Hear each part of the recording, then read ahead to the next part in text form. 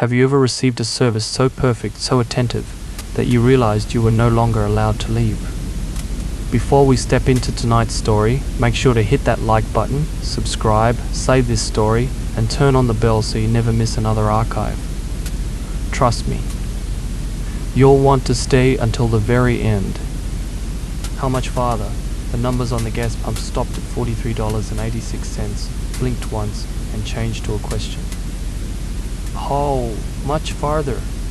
I had not entered a destination. I had not spoken to anyone since leaving the highway. For several seconds I stood with the nozzle still in my hand and listened to fuel moving through the hose. The pump had already stopped. The numbers were no longer rising. All I could hear was the faint electrical hum inside the machine and the dry clicking of the overhead lights. The station was the only bright thing for miles. Its white canopy floated above the pumps like a low ceiling in an otherwise empty world. Beyond it, the highway was a dark line between darker fields. Headlights appeared occasionally, passed without slowing, and vanished around a bend. The convenience store sat behind me. A single clerk stood inside under harsh fluorescent light. From where I was, he looked pale and flat behind the glass, as if he belonged to the row of advertisements taped along the counter. I read the question again. How much farther? Then the screen cleared. The normal total returned. I replaced the nozzle and tightened the fuel cap. My hands smelled faintly of gasoline from the metal handle. The odor stayed on my fingers even after I wiped them on a paper towel. I had been driving for nearly 6 hours. My destination was still more than 3 hours away. That was probably why the message unsettled me. It sounded less like a malfunction than a question someone might ask from the passenger seat. I went inside to pay for a bottle of water and ask about the screen. A bell chimed when the door opened. The store smelled of burnt coffee, floor cleaner, and warm dust from the refrigerated cases. The clerk looked up from a paperback book. Pump 6? He asked. Yes, 4386. Did the pump show anything strange? He glanced toward the window. Like what? A message? What message? It asked how much farther. He waited for me to explain. Those exact words, I said. How much farther? The clerk set the book down. Did you cancel the transaction? No.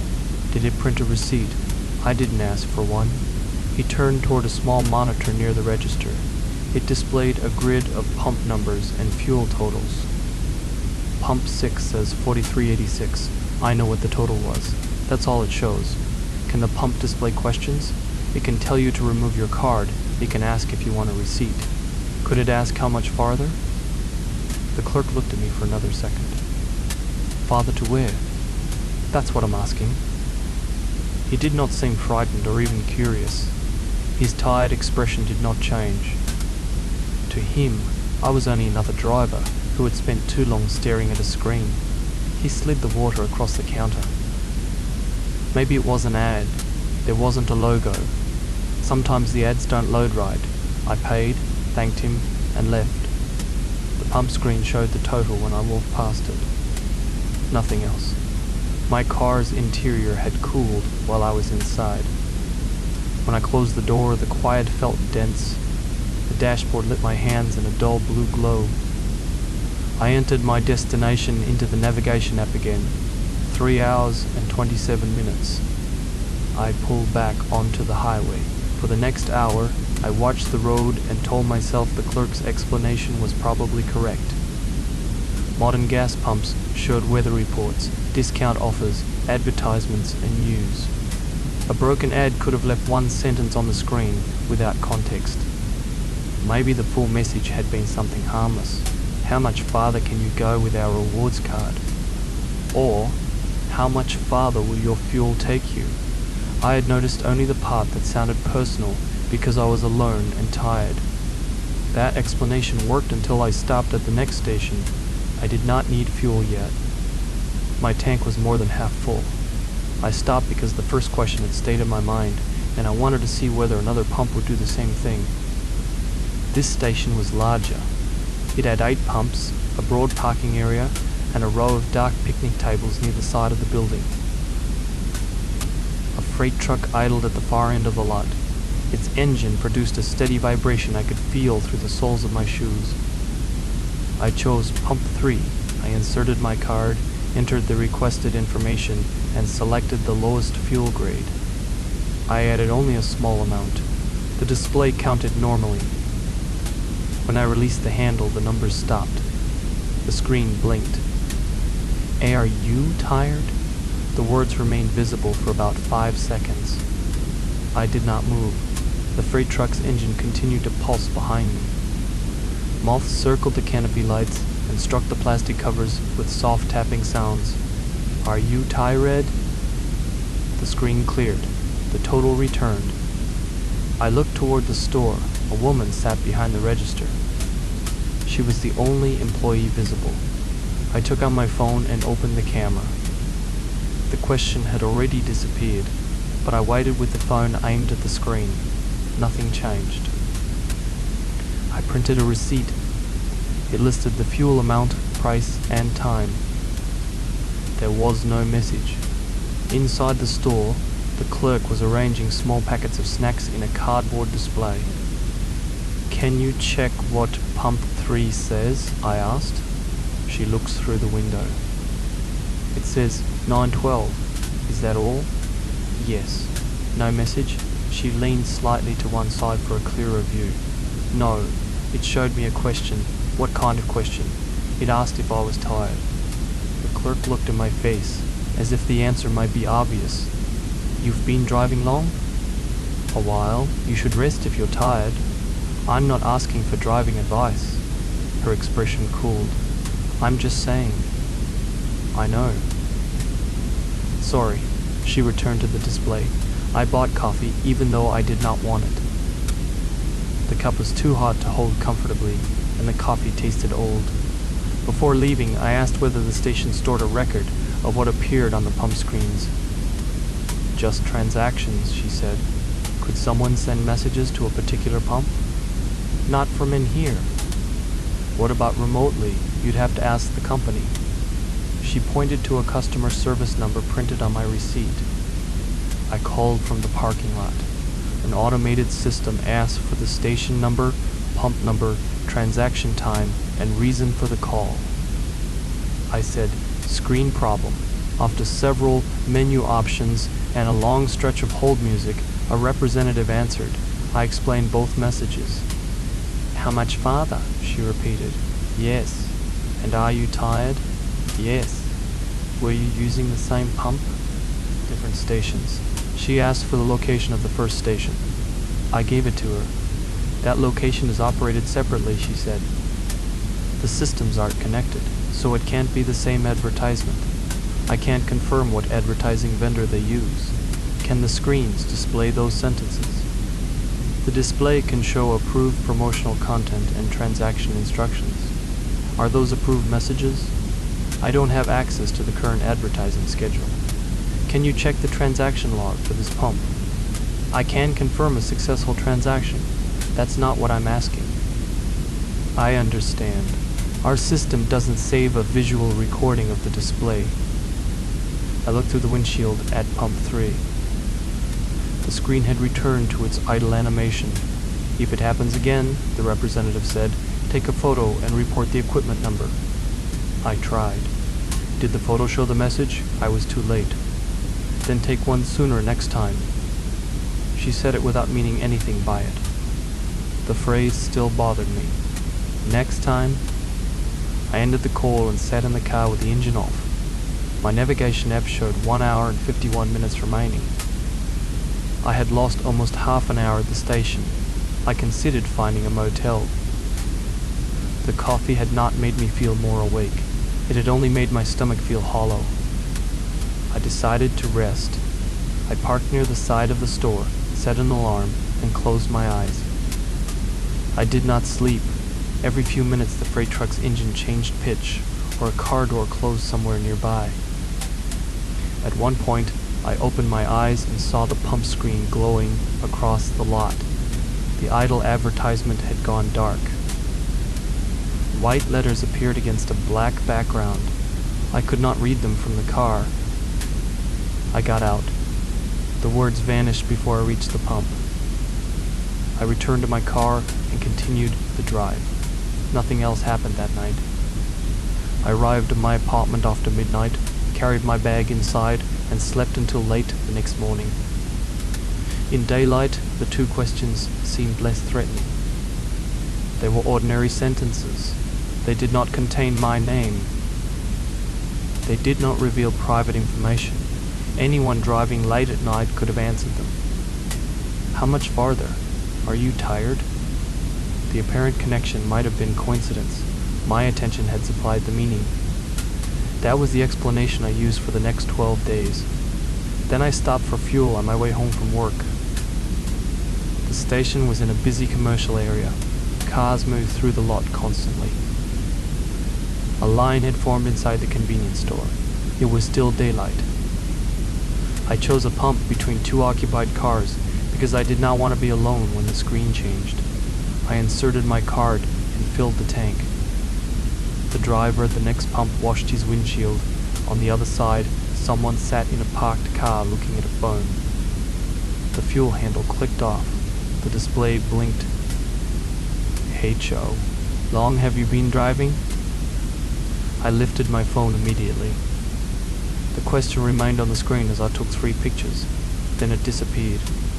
My hands were steady until I opened the first photograph. It showed the normal total. The second photograph showed a prompt asking whether I wanted a receipt. The third showed the total again. None showed the question. I checked the timestamps. The pictures had been taken seconds apart. I had watched the words through the phone screen as I pressed the button. I remembered seeing them framed inside the camera app. They were not in the photographs.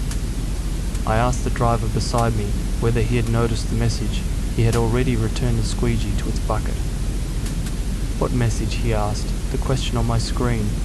He glanced at the pump. It says 5620 before that. I wasn't looking.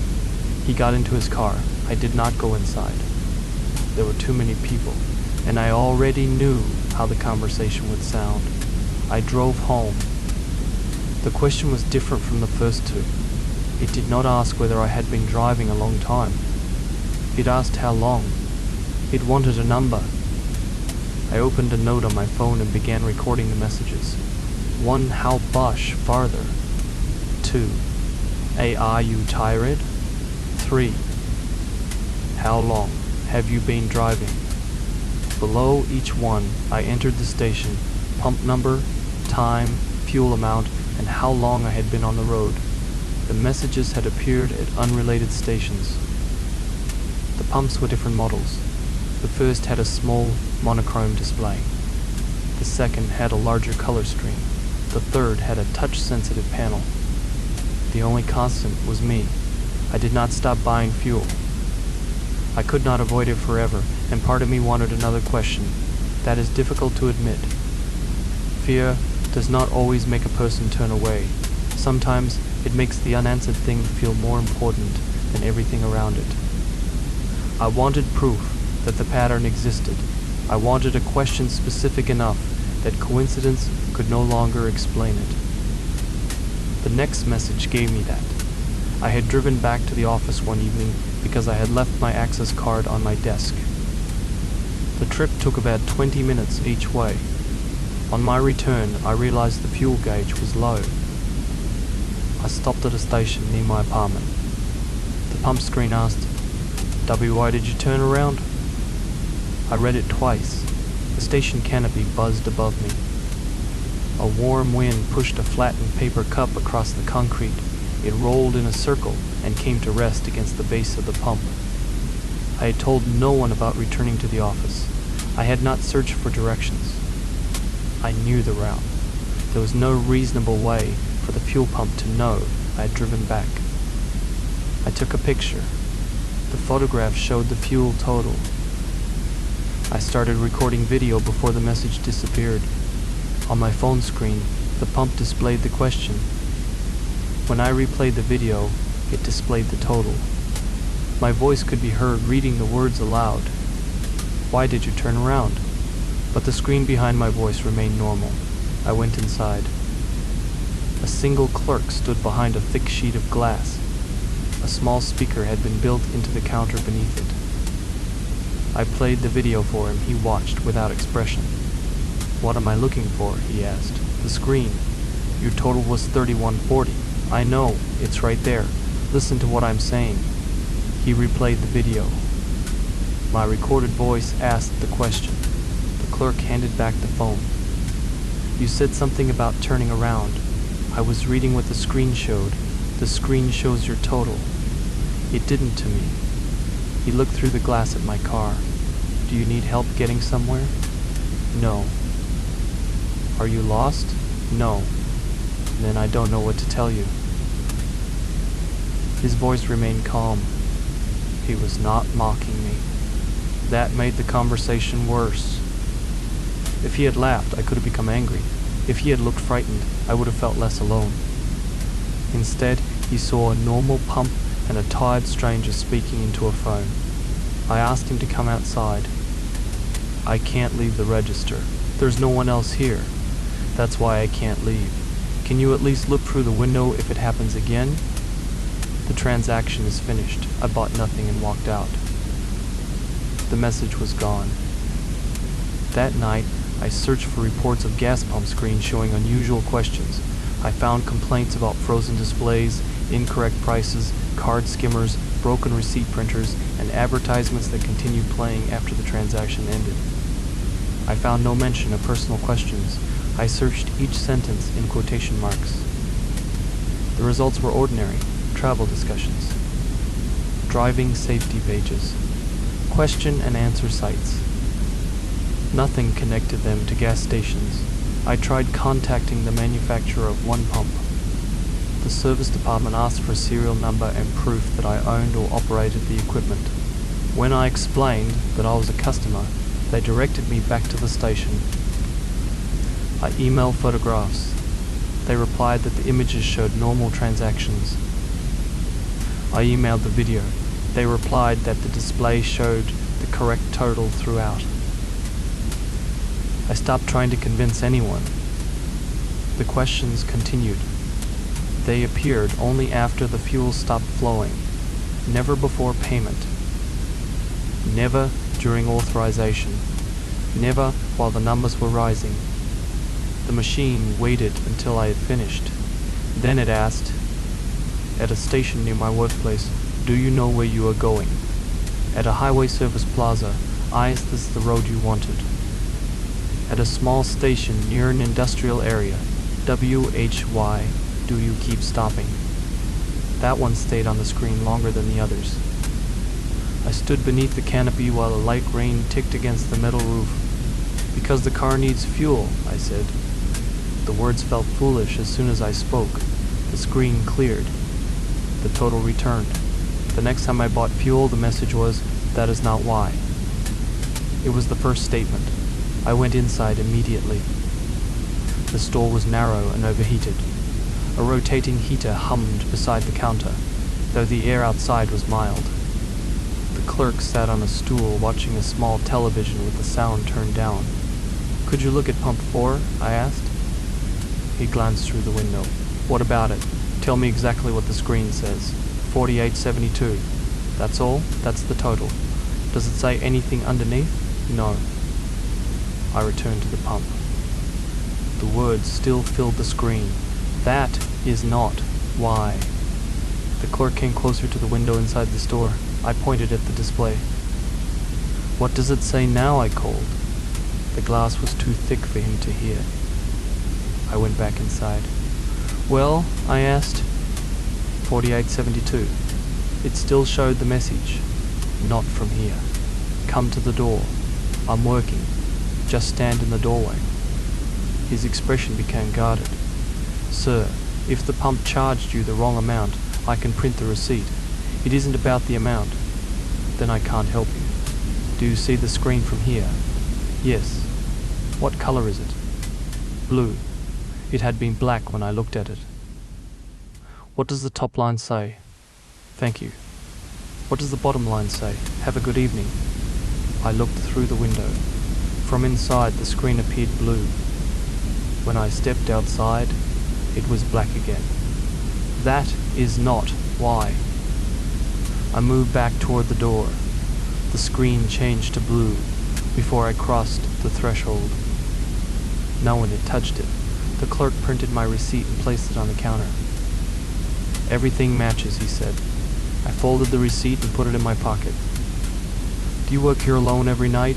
"Most nights." "Have other people complained about the screens?" "No." "Have you ever seen them ask questions, receipt or rewards, that kind of thing?" "Nothing else." "No." I thanked him. As I opened the door, he spoke again. "You should probably get some sleep." I turned. "Why? You look tired." The same answer the second clerk had given me. A normal observation. A reasonable concern. Still, I wondered whether the pump had asked her because I was tired, or whether I had become tired because the pump had asked. I began changing my fueling habits. I paid inside instead of at the pump. The questions still appeared. I used cash. They still appeared. I asked for a fixed amount in advance. The screen waited until the exact amount had been dispensed, then asked. I tried different fuel grades. I tried old pumps with mechanical buttons and new pumps with touchscreens. I drove to a station far outside my usual routes.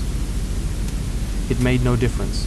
Once, I stopped at a full-service station where an attendant handled the nozzle. I remained inside the car. When he finished, I lowered the window and asked what the pump displayed. "The total," he said. "I got out." The screen read, "W, Y, did you bring someone else?" The attendant watched me stare at it. "Something wrong?" he asked. "What does that say?" He leaned toward the display. 6211. "No words?" He pointed. "Right there." I saw the question behind his finger. He saw the total. We were looking at the same illuminated rectangle from less than a foot away. I paid and left. After that, I stopped asking other people to verify the messages. Their inability to see them had become part of the pattern. Every conversation ended the same way. A normal total. A calm explanation. A polite good night. The clerks were not hiding anything. I became certain of that. They genuinely could not see the questions. That was more isolating than a conspiracy would have been. If the station employees had been involved, there would have been someone to accuse. There would have been a reason to stop at a police station, contact a company, or change routes. Instead, the only evidence existed between my eyes and the pump screen. Even my phone refused to preserve it. I began filling the tank before it dropped below half. Longer gaps between stops made me anxious. The questions had started feeling like checkpoints. I wanted to delay them, but I also wanted to know what the next one would ask. A month passed. Then I saw, "WHO is waiting for you." I was driving home from work. No one was waiting. I lived alone. I stood beside the pump as wind moved through a row of decorative grasses near the road. The blades rubbed together with a dry, whispering sound. "Nothing," I said. The screen returned to the total. At the next station, "You're sure?" I did not answer. After that, "WHY do you call it home?" I replaced the nozzle so quickly that it struck the metal holder with a loud clank. The question remained. I went inside. The lone clerk was mopping the floor. She rested the mop against a shelf when I approached. "Pump 2, she said. 5130. Can I ask you something strange?" She waited. If a customer came in every few weeks and said the pump was showing messages no one else could see, what would you think? She looked toward pump 2. I'd think the screen was broken. What if it happened at different stations? Then I'd think it wasn't the screen. The answer caught me off guard. "What would you think it was?" She picked up the mop again. "I don't know you well enough to answer that." Her tone was not cruel. It was cautious. I bought a bottle of water because I felt uncomfortable leaving without purchasing anything. As she handed me the receipt, she gave me the same professional smile every late-night clerk seemed to use. "Drive safe," she said. Outside, the questioner disappeared. For several weeks, I stayed close to home. I walked to work when I could. I used public transit. I let the car sit in the parking garage. The fuel gauge did not move, and the pumps had no reason to speak. The silence should have helped. Instead, I started noticing questions in ordinary places. Not actual messages, possible ones. The microwave display said END, and I read it as a question. The elevator screen showed my floor number, and I wondered whether it was counting something I had not agreed to. The navigation app asked me to choose a destination, and for a moment I could not think of any way that felt like the correct answer. I knew those thoughts were mine. The difference mattered. The pump questions never felt like my own thoughts. They were too plain, too patient. They had the tone of someone filling out a form. How much farther? Are you tired? Where are you going? Who is waiting? Each question could be answered in a few words. Each one seemed to reduce the drive into information. Distance, condition, direction, destination. I wondered what would happen when it had enough.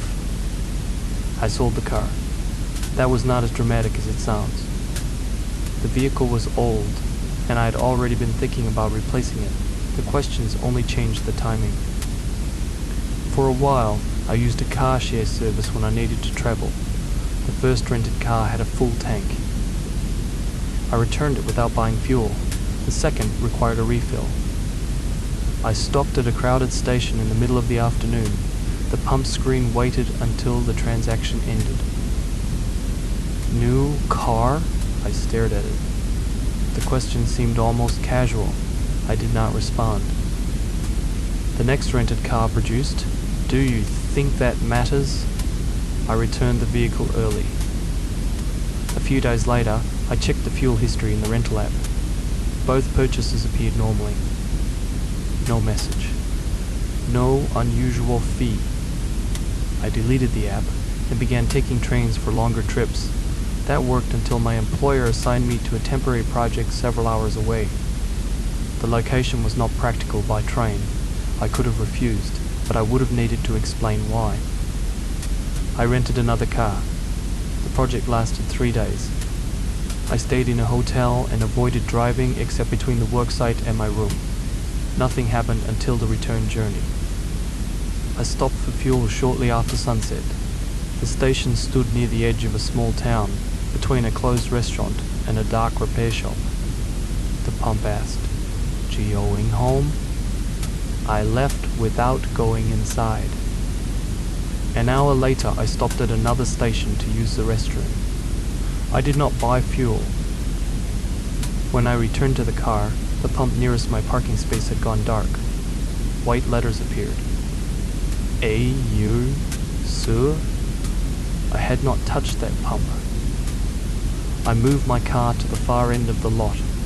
The screen remained dark until I drove away. That was when I realized the transaction might no longer be necessary.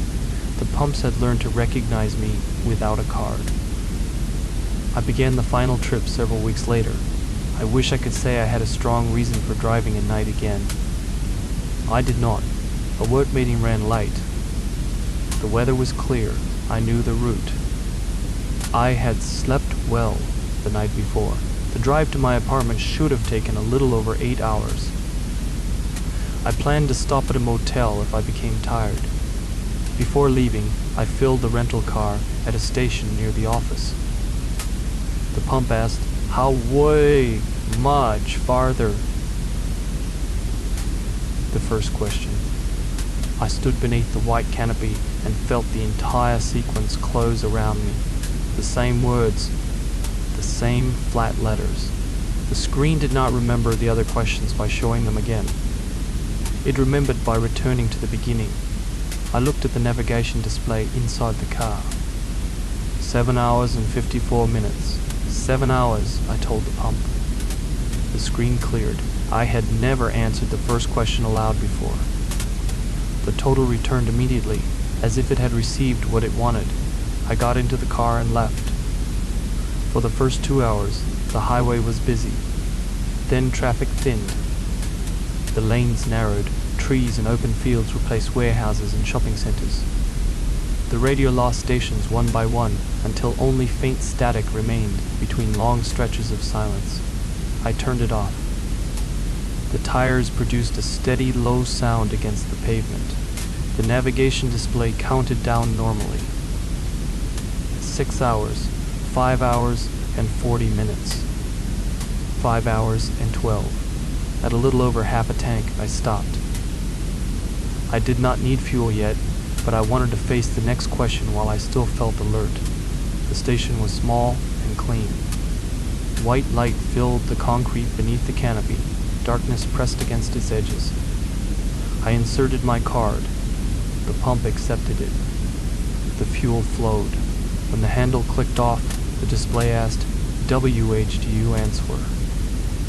I stood with the nozzle in my hand. The question remained. I had no response. Inside the store, a single clerk sat behind the counter. He was reading something on his phone. I replaced the nozzle. The screen cleared. I went inside and bought coffee. The clerk looked at the pump monitor. 1764, he said. Does pump 5 keep a record of messages? Messages. Prompts after the sale. Receipt question, maybe. Anything else? He shook his head. I almost told him the whole story.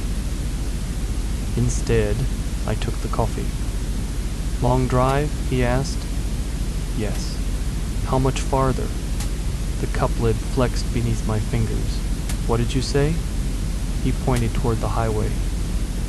How far are you going? I looked at the pump through the window. Its screen showed the normal idle display. About 5 hours, I said. The clerk nodded. Safe trip. I returned to the road. The coffee was fresh, but I stopped drinking it after a few sips. 4 hours and 30 minutes remained. The highway continued through open darkness. Reflected markers appeared in the headlights and vanished beneath the car. Road signs announced exits with no visible buildings nearby. I passed one rest area because it was closed. I passed a second because the entrance looked poorly lit. At the next service station, the question was, why didn't you stop? It referred to the rest areas. I was certain of that. I had not spoken about them. I had not entered them into the navigation app. I had simply made 2 decisions behind the wheel. The pump knew. I went inside. A clerk stood behind a glass partition, filling paper cups with coffee for the morning shift. Can you see pump 7? I asked. She looked through the glass. Yes? What does it say? 3290. Could you keep watching it for a second? She set the cup down. I'm watching. I returned outside, the screen still red. WHY, didn't you stop? I held up my hand to the clerk. She watched from behind the glass, pointed to each word. Then I went back inside. What did you see? You, pointing at the total. The display was black. It was blue. There were words. There are numbers. What did I point at? She looked uncomfortable. I don't know. You were watching. You pointed at the screen. Did it change? No. I lowered my voice. I'm not trying to cause trouble. I need to know if you can see what I'm seeing. She glanced toward the door. I see your fuel total. That's all? That's all. The store's refrigerators hummed behind me. A coffee machine released a soft burst of steam. Do you want me to call someone? She asked. No. Are you feeling okay? Yes. You look tired. I'm not tired. You've probably been driving a while. I'm fine. She did not argue. Have a good night, she said. I left. The navigation app showed 3 hours and 46 minutes remaining. I drove for another hour. The darkness outside the headlights became difficult to imagine as a real landscape. I knew there were fields, fences, buildings, and side roads beyond the narrow cone of light. I could not see them. The visible world had become two lanes, a white shoulder line, and reflective signs. I began to feel that the road existed only where the headlights touched it. I pulled into the next station before that thought could settle. The canopy lights flickered as I approached. No other vehicles were present. The store was open. One clerk stood behind the counter, leaning on both hands. I chose the pump closest to the door. The fuel total rose. It stopped. Do you know where you are? I looked at the navigation display through the windshield. The map showed the highway. The location marker was centered on it. I knew the road number. I knew the next town was less than an hour away. I knew my destination was a little under 3 hours beyond that. Yes, I said. The screen changed without clearing. Then, why are you lost? My skin went cold beneath my coat. That was not a question I had heard before. It was not even a question on the screen. There was no question mark. The words stayed visible. Inside the store, the clerk watched me through the window. I walked toward him. The bell sounded when I opened the door. What does pump 1 show? I asked. He looked toward it. 2814? It changed twice. He shrugged. Did you see me talking to it? I saw you standing there. I answered a question. The clerk's eyes moved briefly toward the phone beside the register. Do you need directions? No. Where are you headed? I almost told him. The answer felt private now. Home, I said. Which way? I pointed toward the highway. He nodded as if that settled everything. Then you're fine. Can I ask you something? Sure. If a machine told you that you were lost, but the map said you were on the right road, which would you believe? The map. What if the machine knew where you had been stopping? What machine? The pump. He looked through the window again. It says 2814. I bought a bottle of water and left. The display showed the total. I returned to the highway. 2 hours and 38 minutes remained. I checked the route every few minutes. The distance decreased normally. I passed exits in the correct order. I recognized the name of a town where I had stopped on the outward journey. Nothing about the road was wrong. That fact became its own kind of fear. If the highway had changed, I could have turned around. If the navigation app had failed, I could have asked for directions. Instead, everything agreed that I was going home, except the questions. At the next station, I added only enough fuel to reach my destination. The screen asked, why do you still call it that? I did not go inside. The lone clerk stood behind the register, but I avoided looking at him. I replaced the nozzle and left. The navigation app showed 1 hour and 49 minutes. The road remained familiar. I knew I was still far from my apartment. I had not reached the outer neighborhoods. The highway signs continued to list towns I needed to pass. I should have kept driving. Instead, I pulled into one final station. It was not marked on the navigation map. The station appeared after a long stretch of darkness. Its price sign was lit, but no numbers were visible. The convenience store windows glowed white. I could see one clerk inside. No other cars were present. I told myself I only needed to use the restroom and buy coffee. I parked beside the store. Before going inside, I noticed the fuel gauge had dropped more than expected. I chose pump 4. The card reader approved my payment without asking for any information. I lifted the nozzle. Fuel began flowing before I selected a grade. The numbers rose silently. There were no button tones, no advertisements, no instructions. The handle clicked off after a small amount. The screen went black. I waited for another question. None appeared.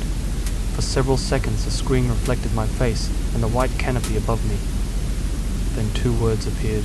You've arrived. I looked through the store window. The clerk stood behind the register, watching the pump. I left the nozzle in the car and walked inside. The bell above the door did not ring.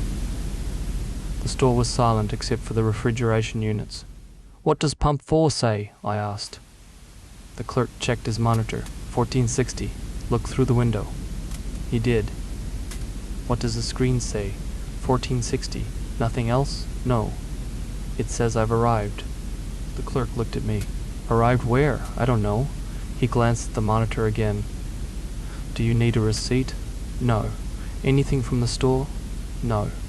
Then you're all set. I went back outside. You've arrived. The words remained on the screen. I checked my phone. The navigation app still showed the correct route. 1 hour and 23 minutes remained. I was nowhere near my apartment.